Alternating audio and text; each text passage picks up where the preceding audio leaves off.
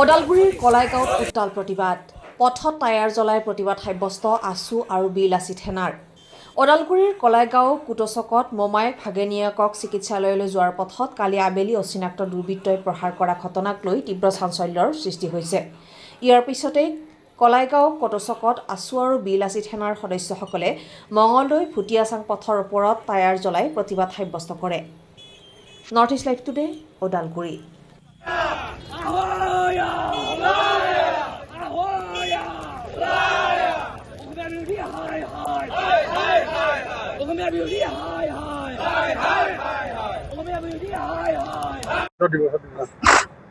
কি হৈছে হয় আমি সদায় কৈ আহিছিলোঁ যে আমি অসমীয়া জাতিটো অৰ্থাৎ প্ৰত্যেকটো জাতি জনগোষ্ঠী আমি একেলগে আছিলোঁ, একেলগে থাকিম, একেলগে কাম কৰি যোৱাৰ আমি প্ৰতিশ্ৰুতি দিছিলোঁ। কিন্তু দিশে দিশে এনেকুৱা হৈ গৈছে, কাৰ কবলত পৰি কি শক্তি কি ষড়যন্ত্ৰত সোমাই ইজনে সিজনৰ মাজত মানে কাজিয়া কৰাৰ সৃষ্টি হৈছে। বিশেষকৈ এতিয়া চলি আছে হিন্দু আৰু মুছলমান। আমি ভবাই নাই যে এইটো কি ষড়যন্ত্ৰত এই আমাৰ সমাজখন অৰ্থাৎ আমি কলাইগাঁৱত প্ৰত্যেকখিনি মানুহ একেলগে আছিলোঁ। পুৱাৰ পৰা গধূলিলৈকে যিমান ইয়াত হতাশা নাহক কিয়, প্ৰত্যাহ্বান নাহক কিয়, এইবিলাক প্ৰত্যাখ্যান হতাশা আওকাণ কৰি আমি সকলোৱে মিলিজুলি আছোঁ।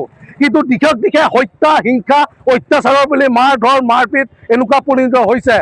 যোৱাকালি ঠিক আমাৰ এই কলাইগাঁৱৰ কুটচকত যিটো অনাগতিকভাৱে ঘটনা ঘটি গ'ল, দুই পক্ষৰ মাজত বিবাদ, এই ঘটনাটোক আমি ছাত্ৰ সন্থাই তীব্ৰভাৱে গৰিহণা দিছোঁ আৰু আমাৰ বিভিন্ন জাতীয় দল সংগঠনে তীব্ৰভাৱে গৰিহণা দিছে। এনেকুৱা যাতে ঘটনা পুনৰাবৃত্তি নহওক এইকাৰণে আমি দাবী জনাইছোঁ। এইখন আমাৰ কলাইগাঁও, এইটো আমাৰ চক, ইয়াত যাতে নিৰাপত্তা নাই। কিহৰ কাৰণে নিৰাপত্তা নাই? যোৱাকালি যেতিয়া ল'ৰা দুটা গুৰুকৈ পিটাৰ হ'ল, ইয়াত আমাৰ যিহেতু স্থানীয় ব্যক্তিসকল আছে, অভিজ্ঞ শিক্ষাগত আহৰতা সম্পূৰ্ণ মানুহসকল আছে, তেওঁলোকে কি নিমাৰ হৈ আছে নেকি?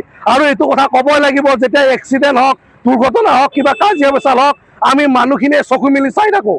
কিন্তু ওচৰত যায় সেই যে মানুহজনক সহায় সহযোগ কৰিব লাগে, সহায় সহযোগ কৰি তৎক্ষণিকভাৱে ব্যৱস্থা কৰিব লাগে, সেইটো নাজানো। যান্ত্ৰিকতাৰ যুগত আমি ইজনে সিজনে কিবা ভয়ে কৰে নেকি, সেইজন মানুহৰ ওচৰত গ'লে আমি ভয় খাই থাকোঁ, যাৰ প্ৰেক্ষাপটত এক্সিডেণ্ট মাৰামাৰি কাজিয়া পেচাল হৈ গৈছে। গতিকে ছাত্ৰ সন্থাকে ধৰি বিভিন্ন কলাইগাঁও স্থানীয় দল সংগঠনে দাবী জনাইছোঁ, ইয়াৰ পিছত যাতে কোনো ধৰণৰ ঘটনা নঘটে আৰু এই ঘটনাক আমি সন্মানীয় প্ৰশাসনৰ বিভাগসকলক গুৰুত্বপূৰ্ণ সহকাৰে ল'বলৈ আমি অনুৰোধ জনাইছোঁ, যাতে এখন সৰ্বাংগ সুন্দৰ সমাজ গঠন হয়। সৰ্বাংগ সুন্দৰ গঠন কৰি যাতে আমি কি কৰিব লাগে সমাজখনত, এই কাম আমি কৰিব লাগে। আমি কৰিব লাগে কি, কৰি আছোঁ কি? হিংসা বিদ্বেষ হৈ আমাৰ সমাজখন ভৰি পৰিছে। আমি শান্তি একতাৰে বসবাস কৰিব পৰা নাই।